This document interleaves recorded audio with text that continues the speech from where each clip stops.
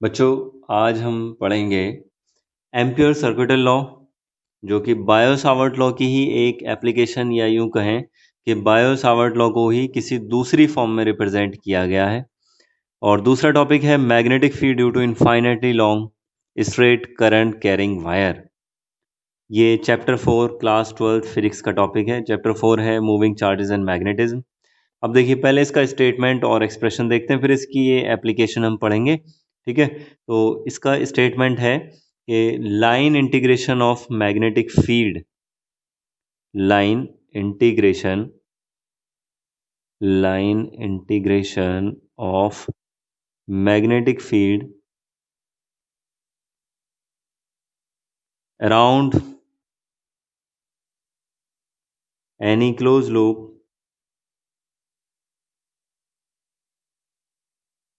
in magnetic field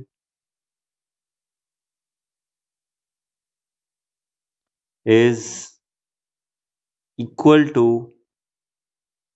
mu naught times, mu naught है permeability of the free space, अगर कोई other medium है तो उसकी परमेबिलिटी आएगी।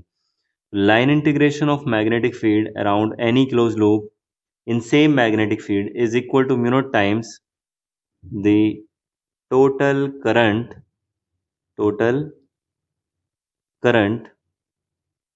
passing through the loop। ये इसका स्टेटमेंट है। अब देखिए बच्चों, इसके लिए मैथमेटिकल एक्सप्रेशन क्या है। ये स्टेटमेंट इसका बहुत ही इंपॉर्टेंट है, अक्सर पूछ लिया जाता है 1 मार्क में। और line integration of magnetic field around any close loop, देखिए डीएल से डॉट प्रोडक्ट कर रहे हैं तो इसका मतलब लाइन इंटीग्रेशन है, और क्लोज लूप के लिए तो close integration is equal to होता है mu naught times the total current enclosed, i e मैंने लिखा, e for enclosed, the close loop. ये इसका स्टेटमेंट और एक्सप्रेशन है। जैसे बच्चों, कूलाम्स लॉ हम किसी स्ट्रेट वायर के लिए या कुछ स्फेरिकल शेल के लिए या प्लेन शीट के लिए इजीली अप्लाई नहीं कर पाते, तो उसको इजीली अप्लाई करने के लिए गॉस लॉ था। सेम ऐसे बायो-सावर्ट लॉ को इजी वे में अप्लाई करने के लिए ये एम्पियर सर्किटल लॉ दिया गया था। अब देखिए, इसको कैसे इजीली अप्लाई कर पाते हैं, तो ये समझने के लिए देखेंगे हम ये second topic, magnetic field due to infinitely long straight current carrying wire. तो देखिए पॉइंट नंबर 2, ये कोई स्ट्रेट वायर है और इसमें करंट फ्लो हो रही है बच्चों आई, और इस वायर से आर डिस्टेंस पर, ये आर डिस्टेंस पर, यहाँ इस पॉइंट पर हमें चाहिए मैग्नेटिक फील्ड कितना है, मैग्नेटिक फील्ड की वैल्यू हमें चाहिए, तो हमें इसको अप्लाई करना है। देखो, ये मैग्नेटिक फील्ड में मैग्नेटिक फील्ड का लाइन इंटीग्रेशन करना है क्लोज लूप के लिए, तो यहाँ एक क्लोज लूप हमें ऐड करनी पड़ेगी इस वाले पॉइंट से पास होते हुए, और वायर के चारों तरफ मैग्नेटिक फील्ड तो है ही, है ना। तो ये एक क्लोज लूप जिसका सेंटर यहाँ वायर पर है, और ये बिल्कुल वायर के परपेंडिकुलर हमने एक लूप लेट की है। लूप हमने ऐसे लेट की है यहाँ पर आसानी के लिए कि पूरी लूप पर हर जगह मैग्नेटिक फील्ड कांस्टेंट रहे, सेम रहे, क्योंकि हमें पता है वायर से अगर मैग्नेटिक फील्ड चेक करना तो डिस्टेंस पर डिपेंड करता है। डिस्टेंस ही हमने सेम कर दी और बिल्कुल परपेंडिकुलर डायरेक्शन में हमने लिया। जो सिमेट्री मैग्नेटिक फील्ड की है, सेम वही सिमेट्री हमने यहाँ पर इस क्लोज लूप की ली है। अब ये अप्लाई करना चाह रहे हैं, तो देखो बच्चों, मैग्नेटिक फील्ड अगर किसी भी पॉइंट पर हम इसमें देखें, छोटा सा मैग्नेटिक फील्ड कोई देखें, छोटा सा एक लूप का एक छोटा सा हमने पार्ट लिया, इस पर मैग्नेटिक फील्ड की डायरेक्शन क्या होगी, तो मैग्नेटिक फील्ड टेंजेंशियल होता है स्ट्रेट वायर से, हमें पता है पहले ही, हॉन्स क्रिश्चियन और स्ट्रेट एक्सपेरिमेंट हमने देखा है। तो बी वेक्टर ये रहा, और डीएल वेक्टर की डायरेक्शन क्या है, इसी लूप का एक छोटी सी लेंथ का एक एलिमेंट ले लीजिए, और इसी के लिए हम ये सेम लॉ अप्लाई करते हैं जो मैग्नेटिक फील्ड के लिए। करंट इधर है तो ये डीएल की डायरेक्शन है, तो मैग्नेटिक फील्ड की डायरेक्शन हमें इधर लेनी थी, ये इधर गलत चूज कर ली, ये वाली डायरेक्शन हमने। ये लॉ, ये रूल हमें अप्लाई करना है, हमको करंट के लॉन्ग रखना है, तो डीएल की डायरेक्शन भी ये और मैग्नेटिक फील्ड की डायरेक्शन भी ये, तो डीएल की डायरेक्शन भी ये आ जाएगी। तो थीटा इक्वल टू यहाँ 0 डिग्री होगा। ये हमने डायग्राम कंप्लीट किया। अब देखिए, इसी वाले एक्सप्रेशन को मैं अप्लाई करूंगा। पहले एक्सप्रेशन लिख लेते हैं, B vector dot D L vector is equal to mu naught I E. अब close integration B D L cos theta है ना। डॉट प्रोडक्ट को हम ओपन करेंगे तो कॉस थीटा लगेगा आई ई, और यहाँ थीटा कितना है, थीटा 0 डिग्री है, तो कॉस 0 डिग्री जब आएगा इसकी वैल्यू 1 हो जाएगी यहाँ पर। तो कॉस 0 कॉस, और ये लिख देता हूँ थीटा इक्वल टू 0 डिग्री। ये पुट करने पर ये खत्म। मैग्नेटिक फील्ड पूरी लूप पर हर जगह सेम है, तो मैग्नेटिक फील्ड को हमने बाहर ले लिया।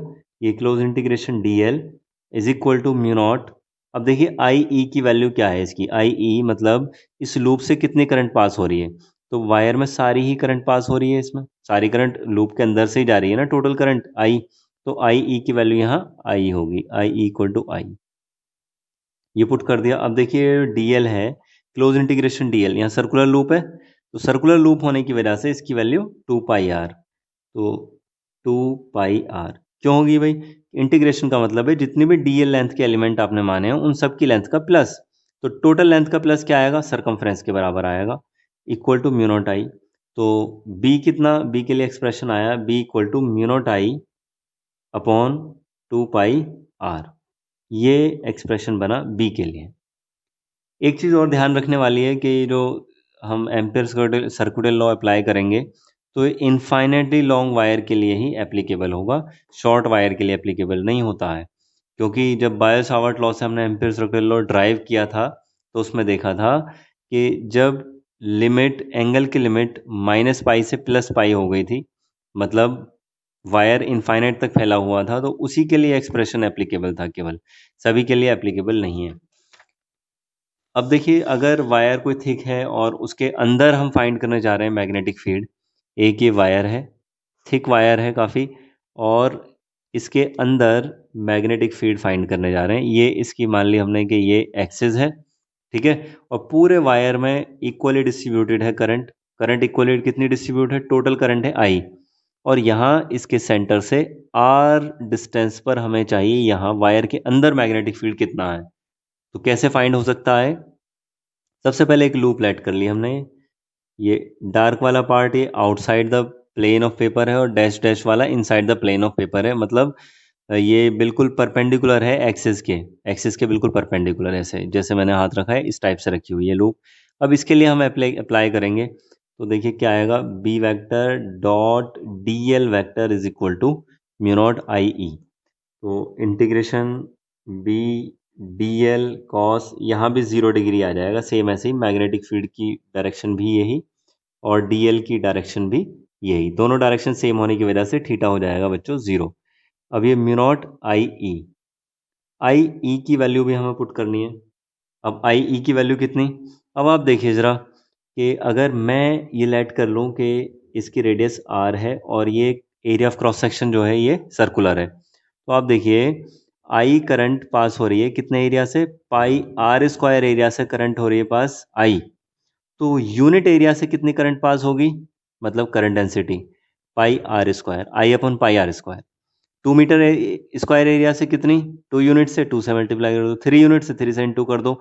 लेकिन यहाँ कितने एरिया से चाहिए हमें करंट, केवल लूप से पास होने वाली करंट हमें चाहिए, तो हम लेंगे लूप से पास होने वाली करंट, मतलब इतने एरिया से पास होने वाली करंट इतने एरिया से इंटू हो जाएगी, है ना, I upon pi R square. Linear mathematics वाली ही प्रॉब्लम है सेम। तो ये क्या बनेगा, I R square upon R square, इतने एरिया से पास होने वाली करंट ये आएगी। तो मैं लिख रहा हूँ यहाँ पर कि putting cos 0 degree equal to तो 1 रखना है, और I E current enclosed is equal to total current into R square upon R square, ये वैल्यूज पुट करनी है। अब देखिए जरा, बी कांस्टेंट है पूरी लूप पर, इसको हमने बाहर ले लिया, इंटीग्रेशन डी एल कॉस 0 की value 1 is equal to mu naught I, और ये क्या बना, R square upon R square. और इंटीग्रेशन डीएल की वैल्यू क्या आएगी, इंटीग्रेशन डीएल आ जाएगा 2 पाई आर, जैसे अभी बताया मैंने। तो b into 2 pi R is equal to क्या हो जाएगा बच्चों, mu naught I into R square upon R square. अब कुछ कैंसिल हुआ यहाँ, हाँ कैंसिल हो रहा है, देखो आर से ये वाला स्क्वायर कैंसिल हो जाएगा, और ये बनेगा b equal to mu naught I R upon 2 pi, नहीं ये आर था, हाँ ये आर था, 2 पाई आर स्क्वायर, ये एक्सप्रेशन यहाँ बन जाएगा, ठीक है। अगर आउटसाइड द वायर हम देख रहे थे तो ये वाला एक्सप्रेशन है ना, डिस्टेंस के इनवर्सली प्रोपोर्शनल था मैग्नेटिक फील्ड आउटसाइड में। और अगर इनसाइड देख रहे हैं तो देखो आर रेडियस है वायर की, कांस्टेंट है, 2 पाई कांस्टेंट है, म्यू नॉट कांस्टेंट है, आई कांस्टेंट है, तो यहाँ पर डायरेक्टली प्रोपोर्शनल है magnetic field inside the wire. Distance जैसे जैसे आप एक्सिस से दूर जाएंगे, अवे जाएंगे, मैग्नेटिक फील्ड इंक्रीज होता जाएगा। और मैक्सिमम वैल्यू कहाँ? ऑब्वियसली सरफेस पर मैक्सिमम वैल्यू होगी।